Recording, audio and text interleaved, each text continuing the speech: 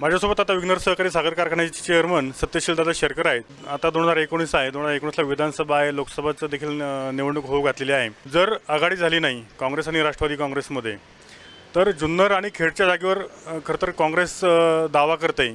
एकूणच अशा सगळ्या परिस्थितीमध्ये आपली भूमिका नेमकी काय राहील? एकंदरीत आघाडी होणार नाही अशी शक्यता कमीच आहे. कारण गेले काल परवापासून आपण जर पाहत आहे तर आदरणीय शरद पवार साहेब असतील किंवा काँग्रेसचे ज्येष्ठ सगळे नेते मंडळी असतील यांची विविध जागांसाठी त्या ठिकाणी लोकसभा आणि विधानसभेच्या बाबतीत चर्चा चालू आहे. आणि आग्रहाने खरं तर काँग्रेसची मंडळी आमची जुन्नर तालुक्याची जागा सोडा याची वाच्यता करतायत किंवा मागणी करतायत.